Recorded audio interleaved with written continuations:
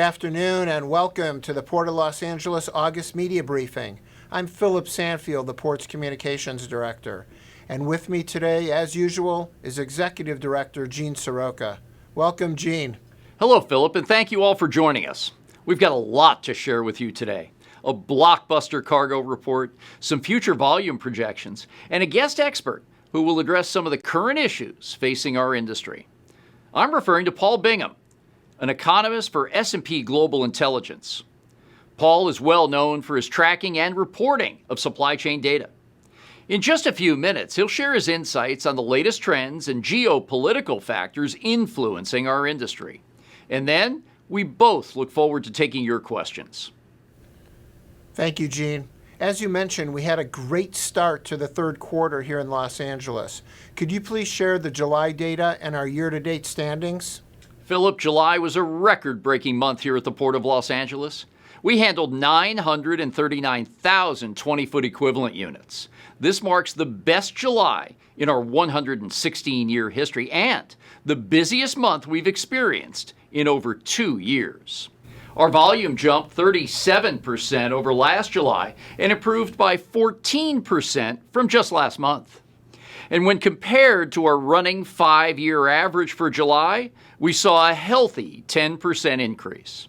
Not surprisingly, we saw gains across the board. So let's break these down. Imports led the way with 501,000 boxes, a 38% bounce compared to last year. This is only the fourth time we've exceeded the 500,000 import mark, with the most recent occurring in May of 2021, during the height of the pandemic. We'll discuss the factors driving this surge in just a moment. Shifting to exports, we moved 115,000 loaded containers in July, which is a 4% bump over last year. After 4 years of declines, we've now achieved 14 consecutive months of year-on-year improvement here at the Port of LA. While that's great news, the reality is our export numbers are only now returning to 2019 levels.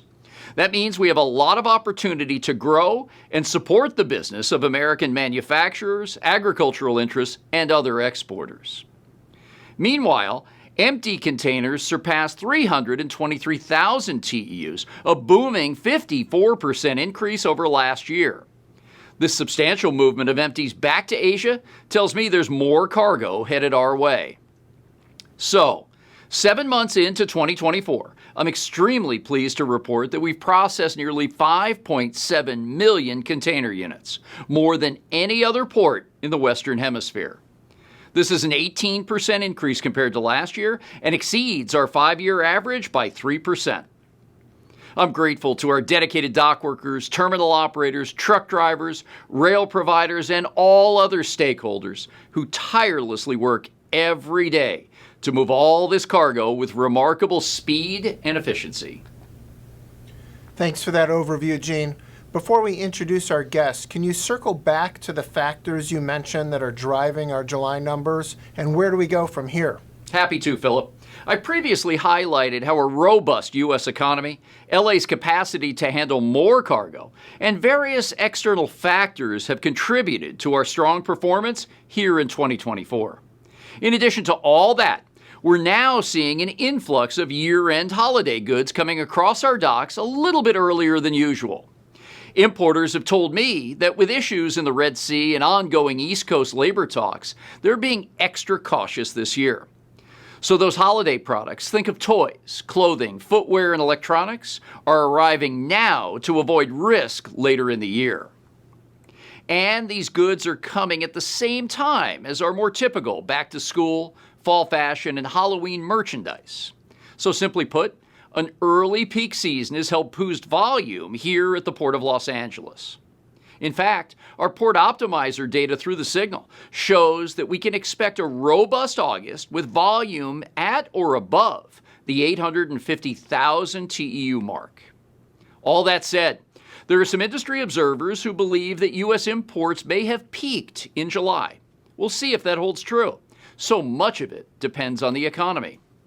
The next round of data is beginning to roll out. This morning, the Producer Price Index came in better than expected. CPI, retail sales, and the unemployment claims will follow later this week. A cooling job market, albeit for a month, and concerns about high interest rates have put some investors on edge about overall strength of the economy. And many of us will be watching for the Fed's decision on interest rates in September. There's always so much to take into account, and of course, we're also in an election year. Given everything we know today, I believe the American economy and consumer confidence will remain strong.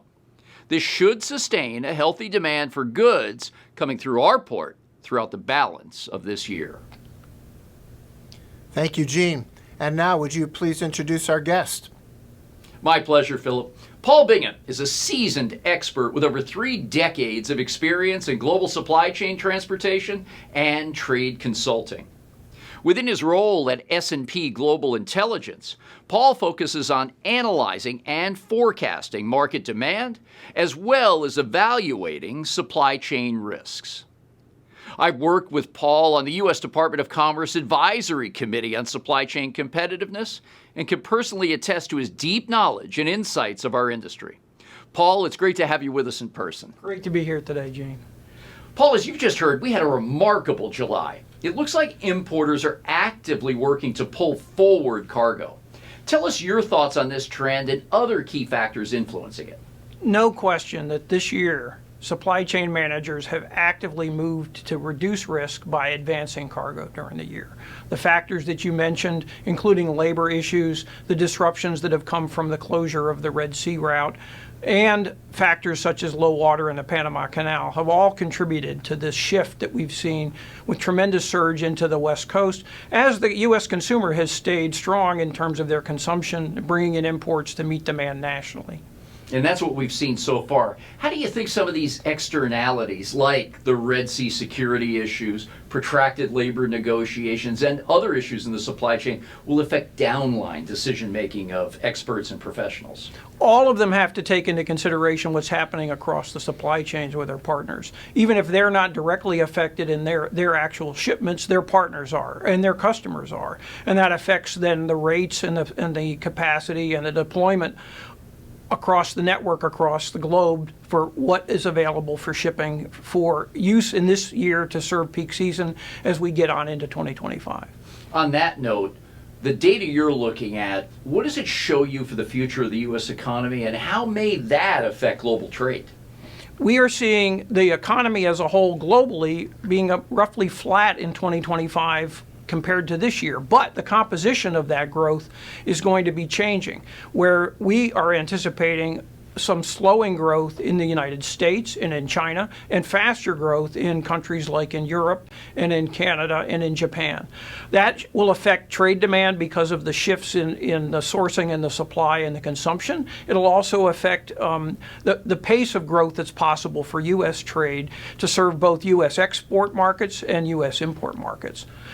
We are anticipating that the trade, as a consequence, that has grown strongly on the import side this year will continue to grow next year, but not at the same pace of change that we've seen in 2024. The reversal from the shrinkage in 2023 to the growth in 2024 of imports, for example, we won't see repeated again in 2025. But we are not forecasting a recession. We're not forecasting declines in trade. It will be off of a higher base, slower growth in trade in 2025. That makes sense. Our comps this year look pretty impressive because of the low numbers last year. Right. Inventory levels of both retail goods as well as parts and components in manufacturing were worked down, mostly coming out of COVID. Absolutely.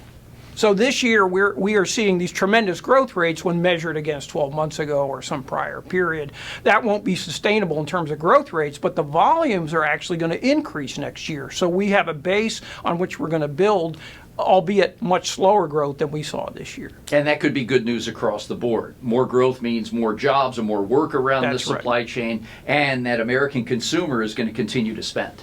Well, we have an overall slowdown in the pace of growth as we head into 2025, where actually the economy is slowing from a pace of 2.6% near full employment, sort of flat out, to shifting away from growth that matches potential GDP growth as a result of the Federal Reserve Board interest rates, the higher bank lending standards, and the tailing off of some of the fiscal stimulus that has been playing out over 2024 and boosting some of that demand. Those factors are not going to be as strong as we head into 2025. Still be an economy that's growing, but not at the pace we've seen in the first half of this year. Good perspective. From where you sit, coming back to the industry a little bit, what have we improved on since COVID, when we saw those 109 ships backed up here in Southern California and all the disconnects through the supply chain? And what do we still have to work on more closely? Well, we've seen tremendous investments in technology and operations improvements. It's happened here at the ports in LA and Long Beach. It's happened around the world as supply chain managers have desperately tried to improve their performance, their productivity, and to reduce the risks from disruptions that seem to continue. Those investments are paying off. Sometimes they take quite a while to get into place.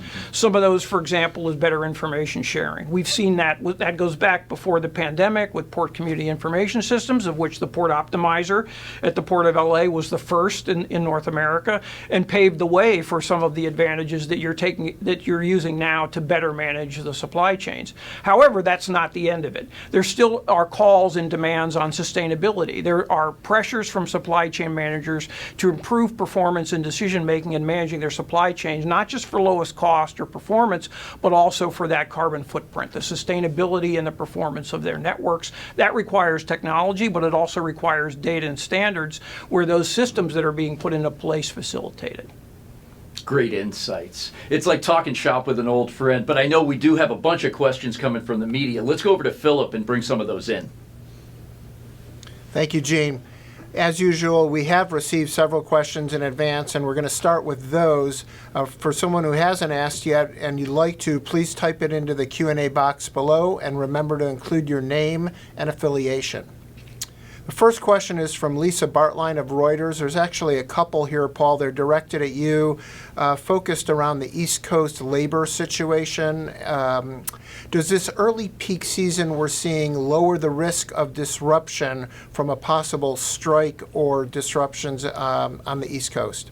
Well, absolutely, and very deliberately. Supply chain managers have been trying very hard this year to mitigate risk in advance by changing their operating practices. That's including shifting cargo to the West Coast instead of depending upon the East and the Gulf Coast ports, and for all the other reasons that Gene has mentioned previously, whether it's the effective closure of the Suez Canal route, the low water in Panama, and some of the other labor risks, and also which we see, for example, pressing on us very soon from Canadian rail labor that may affect the ability of British Columbia ports, for example, to serve U.S. import markets. We've also seen pressures on the trade tariff front. The Biden administration imposed some additional 301 tariffs starting already this year on China, and there's some risk mitigation associated, as we've seen in the patterns over the last several years, to try to forestall the impacts on supply chains of increased tariffs. All of that has affected the market performance we've seen this year, and the net result in terms of vulnerability for an East Coast labor situation is to reduce some of the risk of disruption that would follow an actual strike. So on that point, Lisa asks, if there is a strike, what kind of impact would it have on consumers and the economy?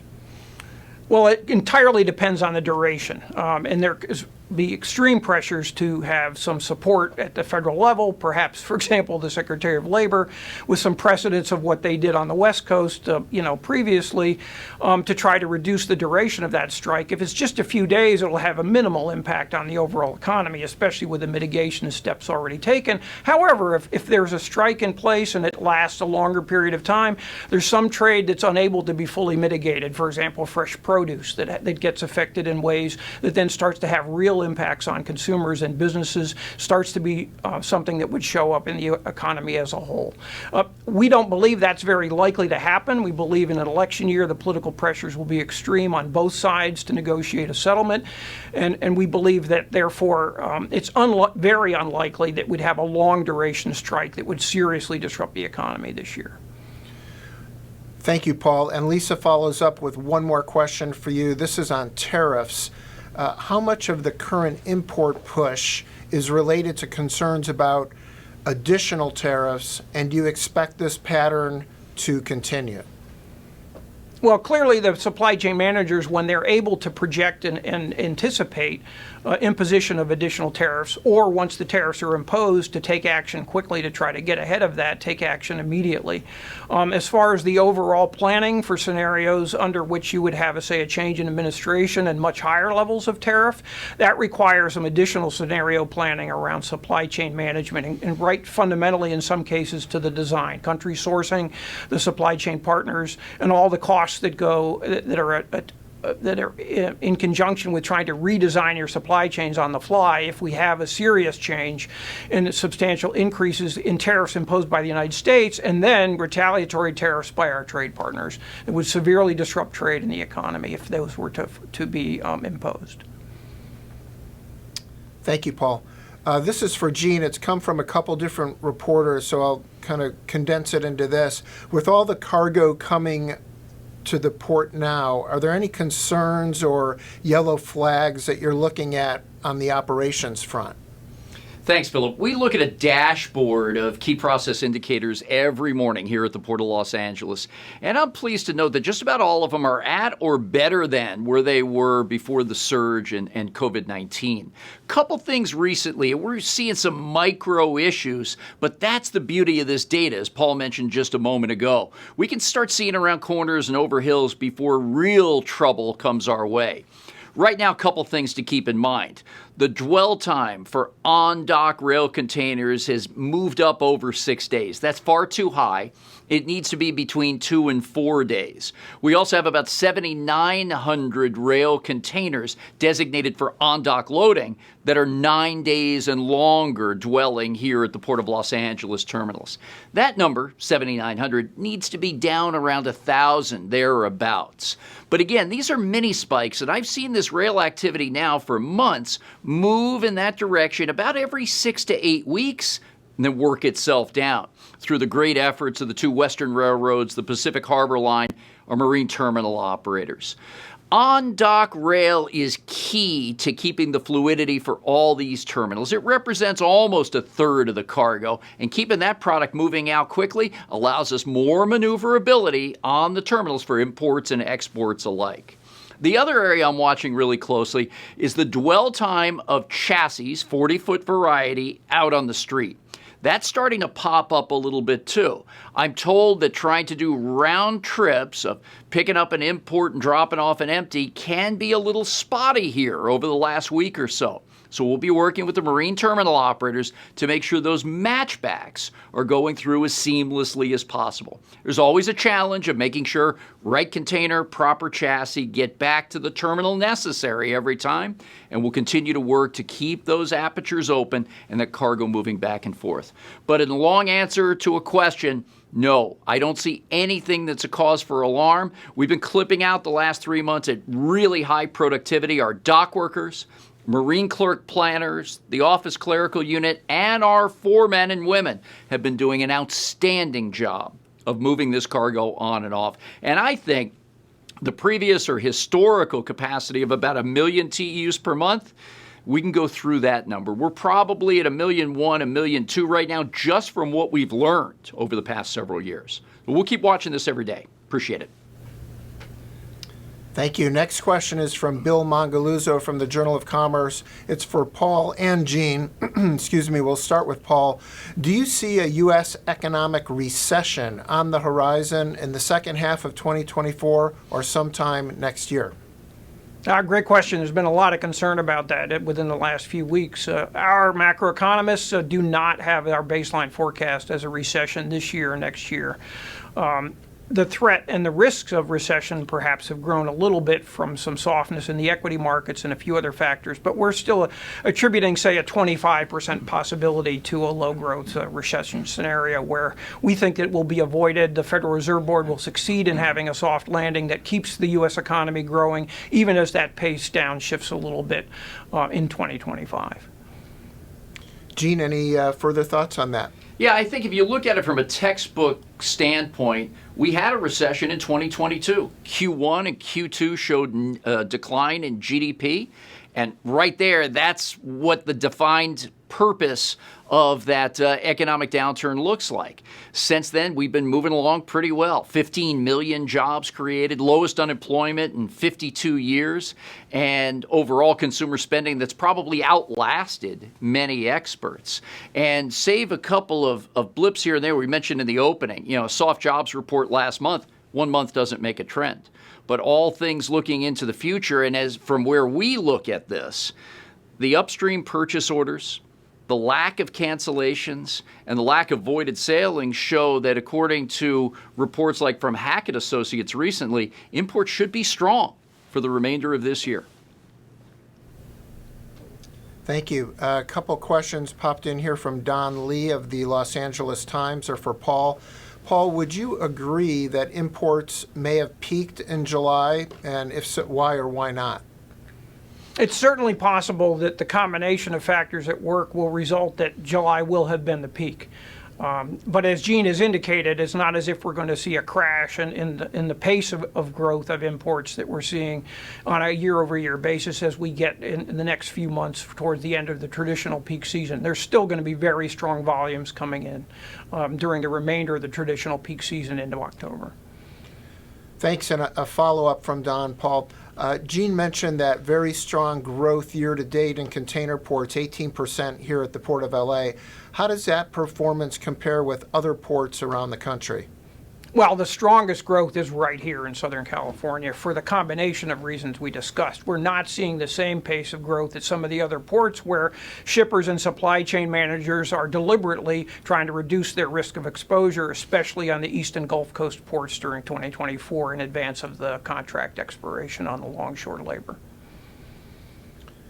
Very good. This is from Jeff Berman, Supply Chain Management, for Paul. How would you describe the impact of the tariff increases on Chinese-made goods, which took effect on August 1st, in terms of U.S. import volume?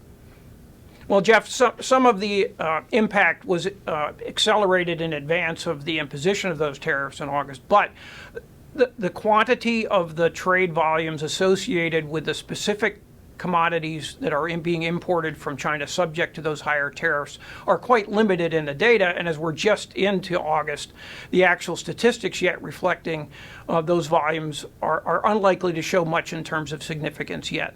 Some of those tariffs that were imposed actually don't take effect until 2025 or 2026 in some categories, so even the full effect of what the administration put into place this year plays out over the next 2 years, and so the impact in the total volumes of imports are muted in terms of any 1 month. Thank you. Next question is from Stas Margaronis, the American Journal of Transportation, for Gene. A recent Wall Street Journal story indicated that there have been power issues at the port that could impact your zero emission goals. Would you discuss these issues and the impact on your operations? Yeah, thanks, Stas, and appreciate you joining as always. Big picture. We've had about a dozen power interruptions here at the Port of Los Angeles over the last year. That's far too many. Most of these are short surges that last for seconds. But the impact is that if you see any kind of power disruption at a marine terminal, there are some types of equipment that have to be recycled. Think of your cell phone getting frozen, and you've got to turn it off and reboot it. Same thing, but in the industrial setting, as opposed to minutes, it takes hours to recycle that shoreside crane. And while it doesn't make up a big percentage of what we're doing here, any operational issue that our terminals face is important to me. And that's why we'll continue to work with the Los Angeles Department of Water and Power and others to make sure that we mitigate even the smallest of interruptions when it comes to electricity. But keep this in mind. Of the 6 marine operating facilities for container business here, 7 terminals, but 6 operators. They run 9 shifts a week on average. That's about 54 shifts a week. If we have one of those outages per month, we do run the risk of losing 1 shift of work because that equipment's recycling. 1 shift out of 54 per month has been impacted. Another way to look at it is we work more than 1,100 hours per month. And if we get hit with one of these disruptions from an electricity standpoint, and we've got to recycle equipment at a facility or more that takes 2 to 4 hours, let's call it 4 hours to recycle equipment out of more than 1,100 hours of work per month. Again, not disruptive from a competitiveness standpoint. It's not throwing cost structures out of whack, but what it is doing is it's adding complexity to an already very, very nuanced supply chain that we manage here at the port. And that's why with new Los Angeles Department of Water and Power CEO, Janice Quinones, we're working very closely through a series of meetings to itemize all of these issues. The bigger picture will be discussed on Friday when Janice comes down and visits with us on a $500 million Port of Los Angeles project with the Los Angeles Department of Water and Power to help generate, transport, store, and offtake energy for our move to a zero emissions cargo handling environment by the year 2030. This is a huge investment, also complemented by our participation in California's hydrogen hub, the work that we're doing on our own for decarbonization, and the 2035 milestone goal of having all of our 20,000 trucks zero emission. But no one's ever done this before. The ports of Long Beach and Los Angeles are the only in the world to have this ZE strategy on paper. We're going to learn a lot. We're going to fail forward on some issues, and we're going to find that the newer equipment that's being used on marine terminals is even more sensitive to electric current going up and down. So resilience is going to be a big part of this too. Some borne by the marine terminal, some helped out by the port, and other parts of it by the DWP, the utility here in Los Angeles as well. So we've got a lot more to do. This is a highlighted issue that will get fixed. We've got the best and the brightest on it, but we need to keep chipping away every day. Thanks, Dos. Appreciate the question. Gene, Don Lee from the LA Times is following up on this power issue. He's asking regarding these momentary power surges, do we know the source of the problem? Is it on the utility side or the terminal side?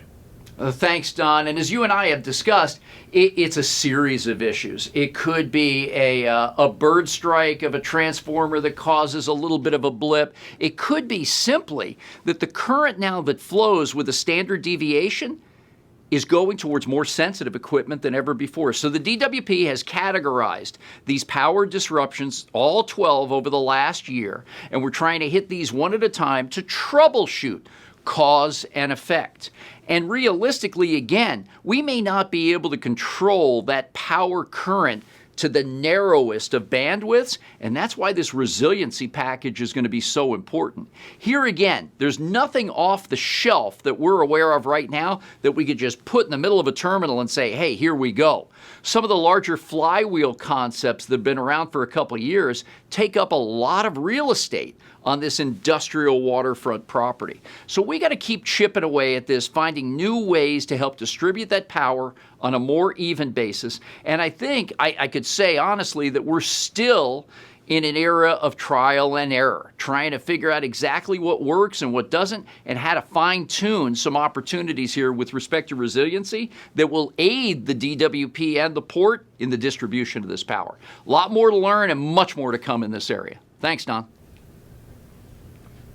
Next question is for Paul. It's from freelance logistics reporter Eric Watkins. What key data points are you looking at these days that would give us a window into what kind of trade patterns we'll see the rest of the year? Great question, Eric. So we look at a comprehensive set of trade flow data that is tied to industry and tied to countries by direction of trade. So we're looking at the composition of trade tied to individual industries that have different levels of performance. For example, the housing market is tied to certain types of commodity trade as opposed to, say, components to go into manufacturing, such as for automobiles. We look at those globally in terms of how those markets are doing, and also domestically for the United States, both on the demand side for imports for consumption and the production side for for exports, affected by such other macro factors as exchange rates and interest rate differentials that also affect the financing and the competitiveness of the markets that ultimately determine what trade volumes we'll see. And then finally, I should add, we also monitor inventories. Obviously, inventory accumulation, inventory drawdown is another factor when we're looking at monthly frequency variations in the trade flows. Thank you. This looks to be the last question, unless anything pops up in the Q&A box, and it's for Gene from Christian Chensvold of Apparel News. The EPA recently awarded Southern California air regulators about $500 million to help electrify goods movement.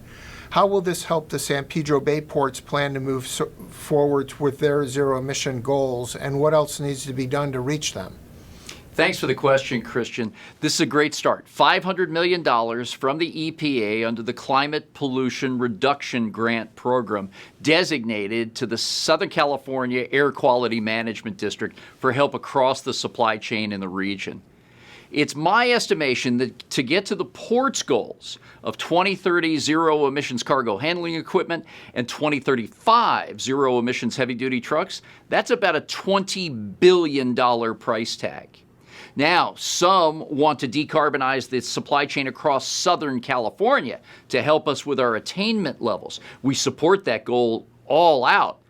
That price tag could be $80 billion US. Please remember, a lot of the technology is still in early days, and the infrastructure associated almost matches the price per unit of the new equipment coming out. For example, a battery electric truck right now selling for anywhere from $400,000 to $500,000 needs that amount of money invested for infrastructure to keep that truck charged. And again, we're spreading this out over a number of segments in the supply chain. So how do we do a little bit better on the areas of investing in infrastructure? It's going to be a public-private partnership that carries us that way, focused on key commerce corridors. A third of our cargo on the import side goes out to the Inland Empire, about 50 to 75 miles away from the port complex. Think of locations like Ontario, Fontana, Rancho Cucamonga, now out as far as Banning into the desert region. So we've got to figure out ways that truckers can feel confident they'll get a charge of electricity for their battery electric truck or hydrogen for that particular hydrogen fuel cell electric propulsion engine. At the same time, if we look at all 5 major categories of pollution based on the assets, ships are number 1. It's been elusive to go after the ships from a regulatory standpoint, and that's one of the main reasons we started the Green Shipping Corridor. As an example, in one of our most heavily traveled trade lanes from Shanghai to the Southern California ports, if we could reduce pollution by 10% in that trade lane, that would be equivalent to all the pollution at the Port of Los Angeles in 1 year. So we've got to stay focused and take big chunks out of the pollution in the supply chain. We're not going to be able to paint a brush green across our geography and say we're going ZE. This takes hard work. It takes scientists, engineers, thought leaders, and the ability for private sector companies to follow investments like this $500 million with the confidence that they can maintain their standing in this market. So a lot of work to do. Huge compliments to the federal government, the Biden-Harris administration, and the EPA. The Port of Los Angeles currently has an application in front of the Environmental Protection Agency for about $450 million in grants for both infrastructure and equipment vehicles. We've partnered with a number of our marine terminals and private sector interests to make that application stand up at the head of the class. And hopefully here later this year, we'll hear from the evaluators on our success. Thanks, Christian. Appreciate the question today. Thank you, Gene and Paul, for all of your answers. That concludes the media questions, and we'll turn it back to Gene for final thoughts. Paul, what a treat to have you here in studio. And you've gotten a look today. We developed this place during COVID when we couldn't see folks face to face, especially those in the media. And it's all been homegrown by our staff here at the Port of Los Angeles. The lighting, the cameras, everything to bring our story and the industry's message to the media. So thanks so much for joining us today. Thanks so much for having me. It's really been a treat to be part of this today, and I hope the reporters all got out of it what they were looking for today. Wonderful. Thank you. Thanks, Paul. In closing, I'd like to recognize a special group of dedicated employees at the Port of Los Angeles. These folks work tirelessly behind the scenes every day to keep our port running smoothly. The women and men of our construction and maintenance division do an outstanding job managing the upkeep and repair of our facilities. They ensure that our many acres of parks and green spaces remain pristine. And they're highly skilled in providing essential services such as electrical work, carpentry, automotive repair, HVAC, welding, and so much more. Our maintenance team, or C&M as we call them here, is truly indispensable to everything we do. Today, I want to acknowledge their commitment to inspiring and informing the next generation of workers here in the port complex. Recently, C&M took the initiative to help organize and participate in 3 highly successful recruiting events. First, they hosted over 30 students from the Los Angeles Job Corps, providing them with an invaluable opportunity to learn about the port and the role of the C&M division. The Job Corps students had a chance to explore and ask about the specialized skills and diverse trade work that our employees do. Then, in collaboration with Harbor Occupational Center, the C&M team hosted students from Banning High School right here in Wilmington, California, who were enrolled in the first of its kind welding classes. The staff offered an in-depth tour of the port's welding facilities, giving them a first-hand glimpse into the job opportunities available here at the port and within the city of Los Angeles. C&M workers also took part in a recent San Pedro job fair hosted by our local LA council member Tim McCosker of the 1-5. This event resulted in over 70 job applications for our department, which I'm pretty sure makes it our largest single-day application pool. Now that's an impressive targeted marketing strategy. These events provided future workers with an up-close look at what we do here at the Port of LA. They saw firsthand how learning and honing a trade can lead to a rewarding career. My sincere thanks to C&M Director Tim Clark, along with Danny Hughes, Dave Orozco, and Mike Dinius, along with the entire C&M team for making such a positive impact on so many lives. Initiatives like these inspire and educate the next generation of craftsmen and women at our port. On a related note, the training provided by the port yields benefits in many unexpected ways. A recent situation involving our own Steve Bowis, a construction assistant in our C&M division, is a perfect example of this. While renting a car on his day off, Steve utilized the CPR and emergency training he received at the port. He was able to stabilize an employee of the rent-a-car agency who was experiencing a medical emergency, and did all this until paramedics arrived. Afterward, the manager at that rental facility called Steve to thank him and asked if there was anything he could do. Steve responded with a simple request. Please sign up for CPR and emergency training and have your staff do the same. Thank you, Steve. That's what we call Port of Los Angeles pride.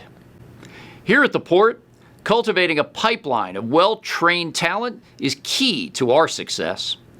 That's why we're taking the initiative today to ensure that we're ready for tomorrow. Thank you all for your participation today. Be well, and we'll see you again in September.